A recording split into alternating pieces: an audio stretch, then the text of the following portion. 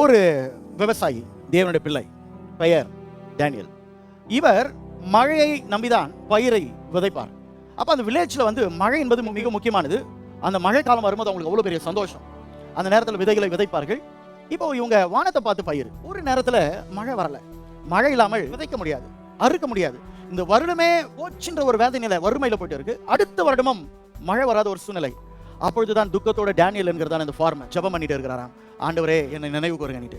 அப்ப இவர் வேதத்தை துக்கத்தோட படிக்கிறாரு. படிக்கிற வேளையில 126ஆம் சங்கீதம் 5ஆம் வசனத்தை படிக்கும் பொழுது இவர் உள்ளத்துல சொல்ல முடியாத சந்தோஷம் பொங்கி வழிகிறது. கண்ணீரோட விதைக்கிறவர்கள் கம்பீரத்தோடு அறுப்பார்கள். இந்த வசனத்தை பிடிச்சு விதையை வாங்கி வச்சிருந்தா இருப்பாங்க. அந்த மூட்டையை தூக்கிட்டு ஓடினாரா நிலத்துக்கு. ஓடி போய் நிலத்துல அப்படியே விதைக்க ஆரம்பிச்சார். அந்த வில்லேஜை வந்து கையை தட்டிட்டு சிரிச்சுச்சா, என்னையா மழை வரல, உனக்கு பைத்தியம் பிடிச்சிருக்கா, என்ன நீ விதைக்கிற? இவர் எதை குறித்தும் கவலைப்படல. வீட்டில் வந்து முழங்கால் பட்டிட்டு செபிச்சாராம்.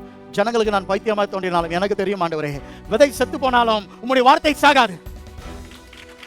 ஒரு வாரம் ஆச்சு இவரை கேலி பண்றாங்க, 2 வாரம் ஆச்சு கிண்டல் பண்றாங்க, 3 வாரம் ஆச்சு அவமானப்படுத்துகிறார்கள். 4வது வாரத்துல மழை வர ஆரம்பித்தது. ஹல்லேலூயா. வில்லேஜ் முழுக்க வறுமை, டேனியலின் குடும்பத்தில் செழுமை. தேவஜனமே, வானமும் பூமி ஒழிந்து போனாலும் கர்த்தருடைய வார்த்தை என்றைக்குமே மாறாது. தண்ணீரோடு விதைக்கிறவர்கள் கம்பீரத்தோடு அறுப்பார்கள் என்ற அந்த வேத வசனம் விவசாயி தானியேல் உள்ளத்துல பேசினது. விசுவாசித்தார், செயல்பட்டார், நம்பினவர்களை என்றைக்கு இயேசு கைவிடவே மாட்டார்.